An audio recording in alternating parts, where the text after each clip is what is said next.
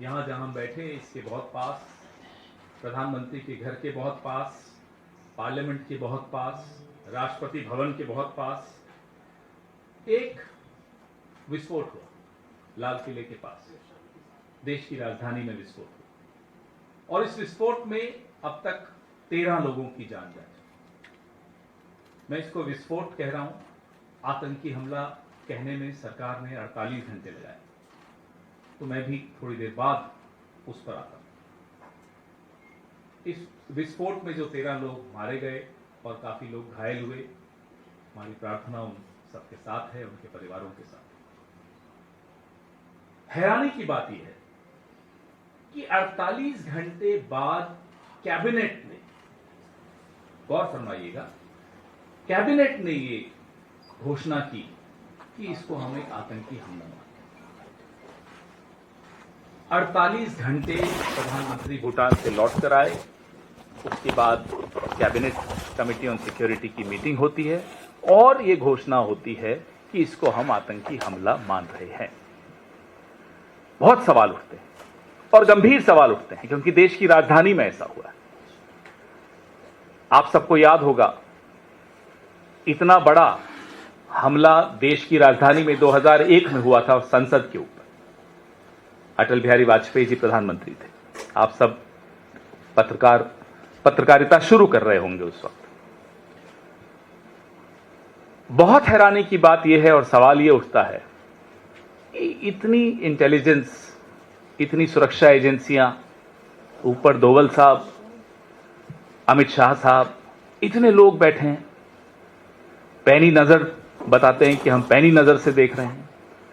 इतनी भारी संख्या में, इतनी भारी मात्रा में फरीदाबाद में 2900 किलो विस्फोटक सामग्री कैसे पहुंच गई। हम पुलवामा के सवाल पूछते रहते हैं कि साहब आरडीएक्स कैसे पहुंचा, नहीं मिले जवाब। सतपाल मलिक जी पूछते हुए रह गए, नहीं मिले जवाब, उनको और बेइज्जत अलग किया गया। 2900 किलो विस्फोटक सामग्री दिल्ली के 20 किलोमीटर दूर पहुंच चुकी, कैसे पहुंची। लाल किले के बाहर एक गाड़ी में विस्फोटक सामग्री है और वो एक्सप्लोजन होता है, धमाका होता है, लोगों की जान जाती है, लोग घायल होते हैं।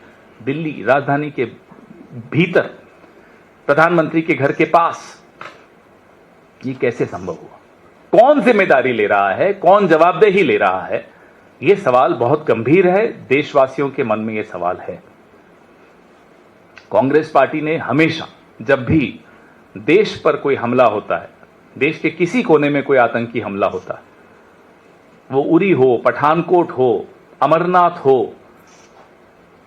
पहलगाम हो, या उससे पहले पुलवामा हो, या अब लाल किला हो, हमने बार बार यह दोहराया है कि हम सरकार के साथ खड़े रहेंगे।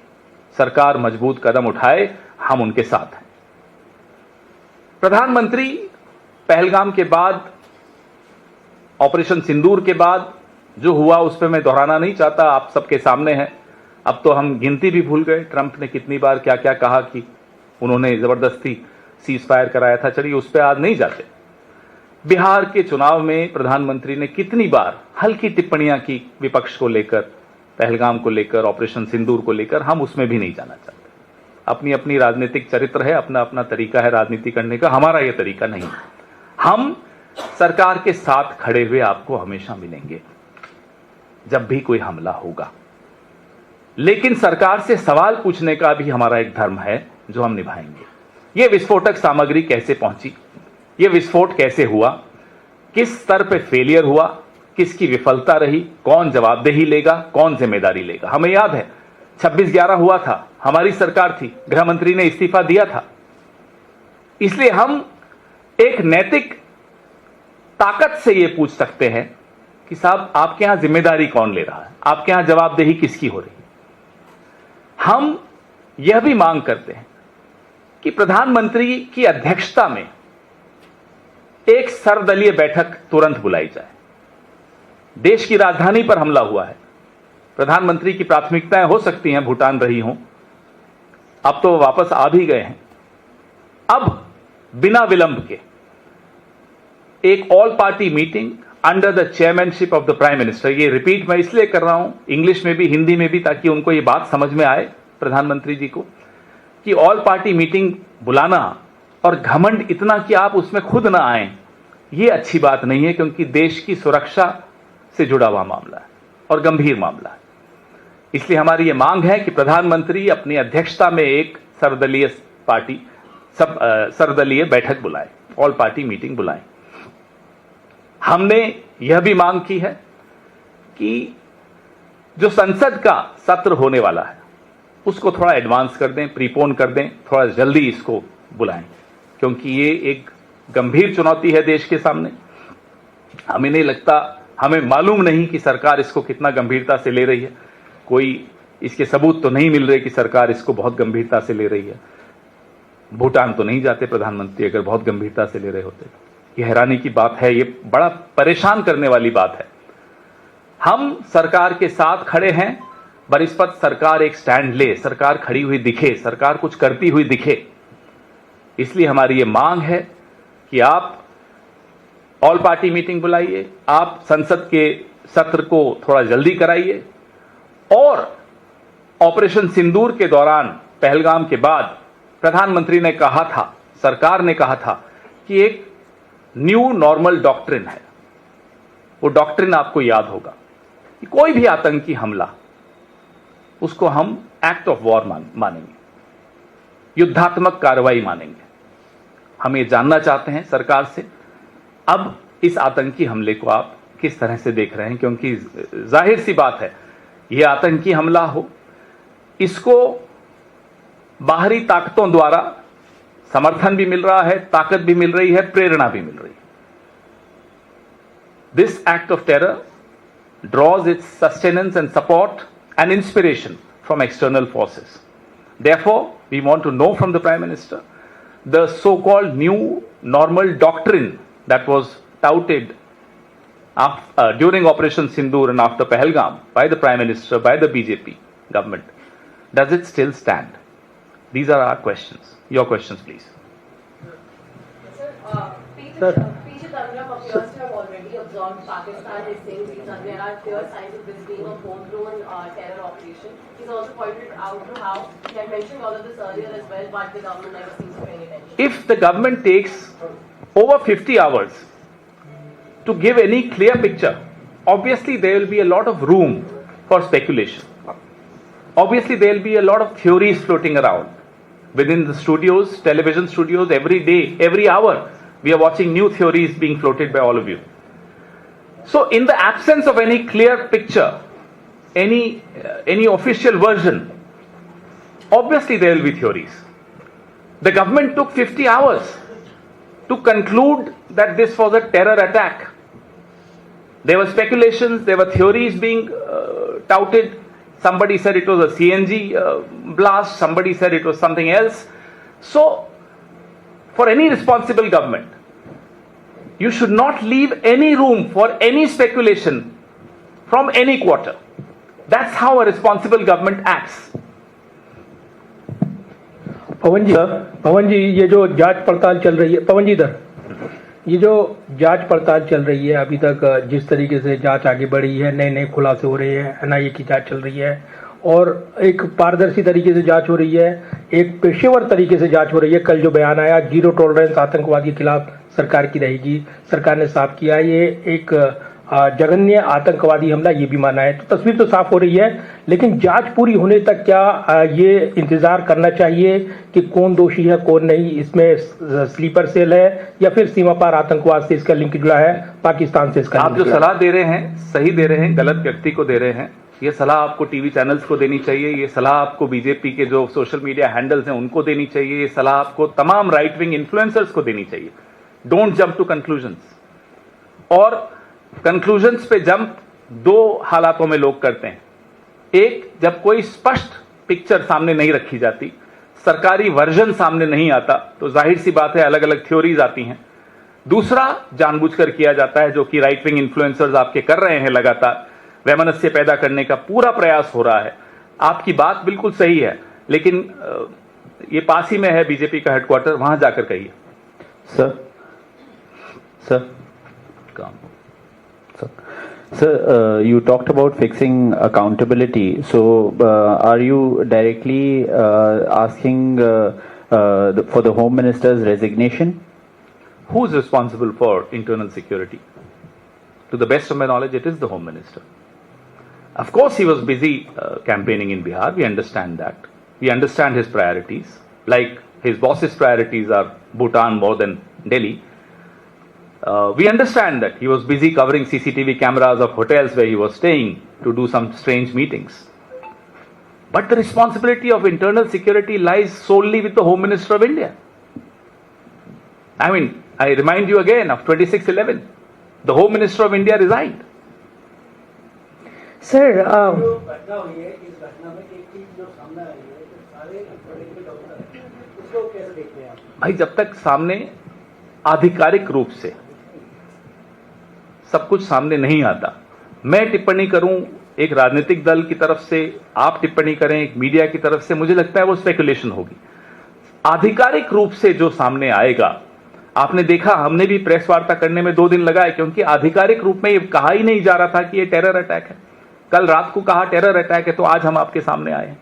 तो एक जिम्मेदार राजनीतिक दल और एक जिम्मेदार नागरिक होने की तरह हम किसी भी थ्योरी पर नहीं टिप्पणी करेंगे, किसी अनुमान पर टिप्पणी नहीं करेंगे। आधिकारिक रूप से जो आएगा उस पर टिप्पणी करेंगे। Pawan Khera sir, Urvashi Khona this side from Zee media. Sir, आपने पी चिदम्बरम पे बात की, उनके स्टेटमेंट पे उनका ट्वीट ये भी कहता है कि किस तरह से एजुकेटेड जो लोग थे, इंडियन सिटीजन्स थे, और वो किस तरह से टेररिस्ट टर्न आउट हुए। आप उसको किस तरह से देखते हैं? Again underlining the home grown terrorist that he is talking about. You want to me to respond in English? Hindi. मैं बहुत स्पष्ट तौर पे आपको पहले भी कह चुका हूं, जब सरकार आधिकारिक बयान देने में 48 से 50 घंटे लगाएगी, तो जाहिर सी बात है नए नए अनुमान लगाए जाएंगे। वो अनुमान सही हैं गलत हैं उस पर मैं टिप्पणी नहीं करूंगा, हैं वो अनुमान। आधिकारिक बयान जो सरकार का होगा, सुरक्षा एजेंसीज का होगा, उसके बाद कोई टिप्पणी करनी चाहिए। और मैं नहीं मानता कि उसके पहले की तमाम टिप्पणियां वो मीडिया में आए या किसी और नेता की तरफ से आए, उसको हम आधिकारिक मानेंगे। संसद सत्र को प्रीपोन करने की बात आपने कही, क्या आप चाहते हैं कि संसद सत्र के दौरान इस पर चर्चा हो? जाहिर सी बात है, ये एक बहुत बड़ी और बहुत गंभीर चुनौती है। जो देश की राजधानी में आतंकी हमला हो, उसको हल्के में नहीं लिया जा सकता। पूरा देश देख रहा है, देश की सरकार की तरफ, देश के मीडिया की तरफ, देश के विपक्ष की तरफ, देश की संसद की तरफ। तो इसलिए संसद की एक जिम्मेदारी बनती है कि इस पर गहन चर्चा हो।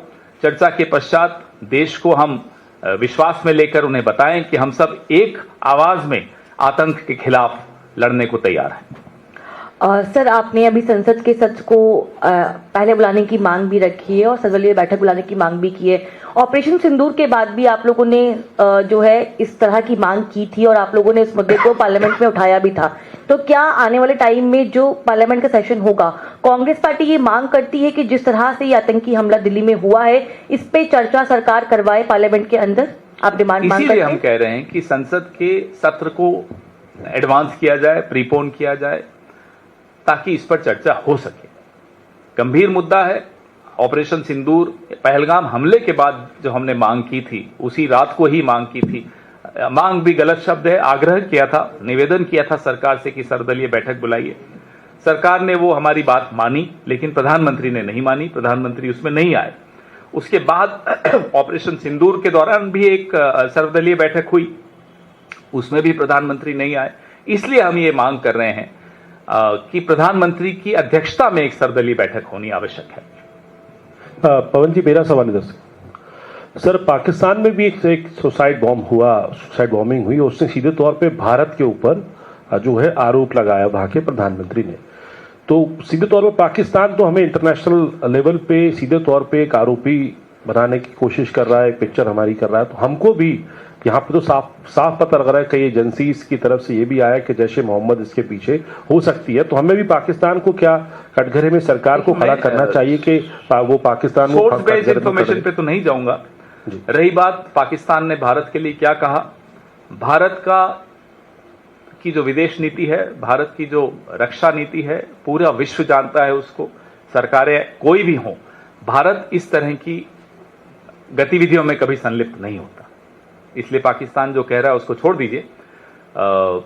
रही बात जो आपका दूसरा बिंदु है, पूरी जांच होने दीजिए। अब मैं सोर्स बेस्ड इंफॉर्मेशन है कि किसने किया नहीं किया, फिर मैं स्पेकुलेशन करूं, फिर हमारे कोई और लीडर आए और वो कुछ ट्वीट करें, उससे लाभ नहीं होगा। इंतजार करना उचित है, लेकिन सरकार को चाहिए कि सब दलों को विश्वास मिले, फिर संसद को विश्वास मिले, ताकि इस तरह के अनुमान लगाने बंद हों। सर, ये अभी तक का ऐसा एपिसोड आया है धमाके को लेके पूछना चाह रहा हूँ। सबसे ज्यादा जो इन्फॉर्मेशन होम मिनिस्ट्री से आ रही है वो सोर्सेज बेस पे आ रही है। मतलब टेक्निकली जो गवर्नमेंट को स्टैंड लेना चाहिए वो नहीं आ रहा है, सोर्सेज से निकलकर बहुत सारी चीजें आ रही हैं। बहुत अफसोस की बात आप इसको कैसे लेते हैं? बहुत अफसोस की बात है, जो दिन भर सिर्फ बोलने का काम करते हैं, वो अमित शाह हो, नरेंद्र मोदी हो, जब भी देश पर संकट आता है चुप हो जाते हैं। फिर सोर्सेज से क्या लीक करना और क्यों लीक करना, नियत क्या है इसके पीछे, राजनीतिकरण क्यों किया जा रहा है, आपका एजेंडा क्या है कि सोर्स बेस्ड इंफॉर्मेशन आप दे रहे हैं, आधिकारिक रूप से दीजिए, जिम्मेदारी लेकर दीजिए। आप सरकार में हैं, 11 साल से सरकार में हैं, ऐसा नहीं कि आपको अब तक इतना अनुभव नहीं है सरकार चलाने का कि जब संकट की घड़ी हो तब इस तरह की अफवाहें उड़ना देना या उड़ाना दोनों ही अपराध है, दोनों ही गलत है, दोनों ही देश विरोधी माना जाएगा।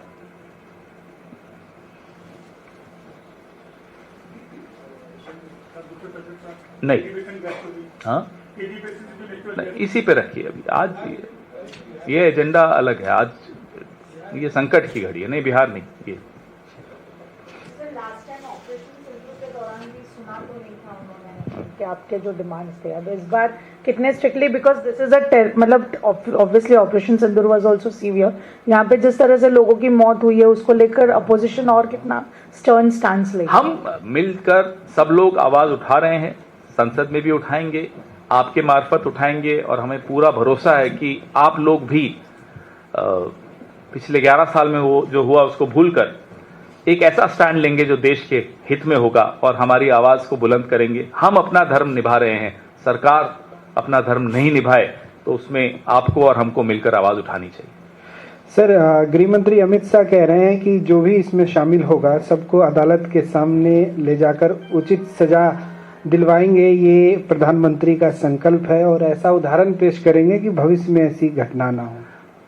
ठीक है, अच्छी बात है, लेकिन हमें जो सुना था ऑपरेशन सिंदूर के तुरंत बाद, ये एक न्यू नॉर्मल डॉक्ट्रिन है, फिर उस डॉक्ट्रिन का क्या होगा ये भी देश जानना चाहता है, क्योंकि देश के उस वक्त के गुस्से पर पानी फेरने के लिए अगर आपने सिर्फ एक जुमला दिया तो अलग बात है, तो बता दीजिए कि ये जुमला था।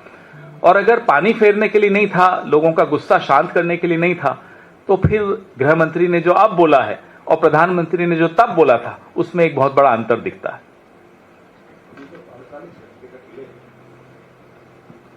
ये जो 48 घंटे का डिले है सरकार का ये मानने में कि टेरर एक्ट है, ये डिले का कोई कारण आपको लग रहा है खास? नहीं समझ में आ रहा। कभी किसी सरकार ने ऐसा नहीं किया। मुझे अच्छी तरह याद है 26/11 के बाद डॉक्टर मनमोहन सिंह ने राष्ट्र के नाम संबोधन किया था, प्रेस को संबोधित किया था, तुरंत आधिकारिक रूप से संवाद हम लोगों ने, हमारी सरकार ने मीडिया के मार्फत देश से शुरू किया था ताकि कोई अफवाहें न फैल सके। अफवाहें फैलाने की कोशिश तब भी लोगों ने की थी, कुछ तत्वों ने, अब उनका नाम लेना ठीक नहीं है, उनमें से कुछ अब सरकार में है, लेकिन हमने कोशिश यही की कि अफवाहें न फैलें, लोग अनुमान न लगाएं, स्पेकुलेशन न चले। इसलिए किसी भी जिम्मेदार सरकार को एक एंगेजमेंट तुरंत शुरू करनी चाहिए देश के साथ। 48 घंटे में वो एंगेजमेंट नहीं हुई। अभी हमारे साथी ने सवाल पूछा, संजय जी ने, कि सोर्स बेस्ड इंफॉर्मेशन आ रही है। ये सोर्स बेस्ड इंफॉर्मेशन का एजेंडा कभी सीधा नहीं हो सकता, का एजेंडा कभी देश के हित में नहीं हो सकता। अब ये तो मुझे नहीं मालूम, आपने जो सवाल पूछा ये मेरे दिमाग में भी अभी ये बात आई है जो आपकी वजह से, कि क्या कोई इंटरनेशनल कारण है, क्या कोई अनुमति लेनी है किसी से, क्योंकि जिस तरह से ऑपरेशन सिंदूर में डोनाल्ड ट्रंप ने हमें बताया कि सीज फायर हो गया है, तो मुझे नहीं मालूम कि क्या प्रधानमंत्री को अब ये बोलने के लिए भी अनुमति चाहिए विदेश की कि ये टेरर अटैक है, मुझे नहीं मालूम, लेकिन सवाल आपका बहुत वाजिब है।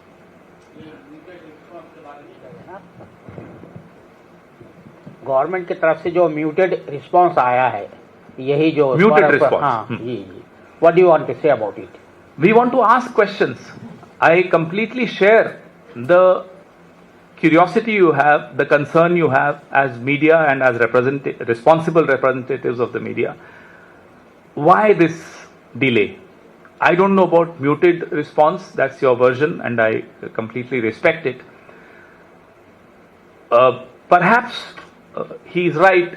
There is international pressure. Perhaps they needed permission from abroad to even term it as a terror attack. In that case, it would be very unfortunate.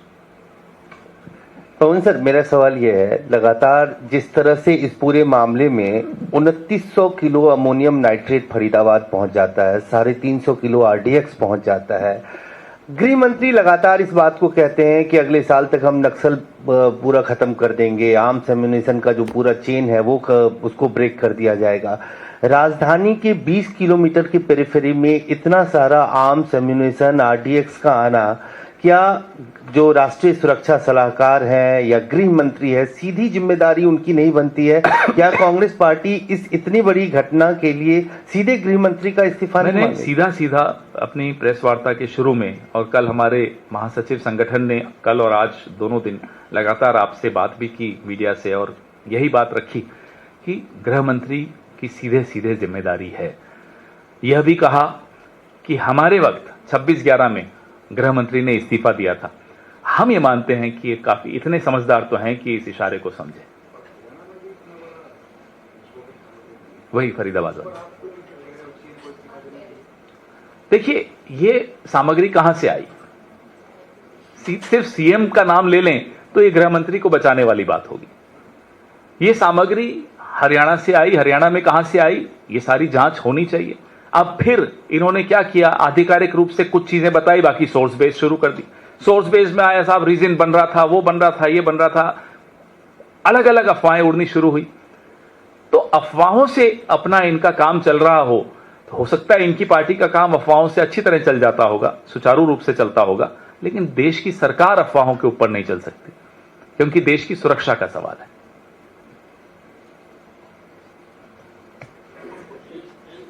नहीं, आज इसी पर नहीं, कल करेंगे बिहार पे, आज नहीं। एग्जिट पोल पे हम कभी ना बोलते हैं, ना सुनते हैं एग्जिट पोल को, ना देखते हैं एग्जिट पोल को। फिगर दिया था, होम मिनिस्टर गिवन 160 फिगर। बोलने दीजिए, होम मिनिस्टर की यही तो प्राथमिकताएं हैं, यही प्राथमिकताएं हैं। पूरे वक्त बिहार में थे, यहां ये हालत हो रही है कि विस्फोटक यहां 20 किलोमीटर दूर तक आ गया। आप करिए प्रचार, फिर किसी और को गृह मंत्री बनाइए जो प्रचार नहीं करता हो।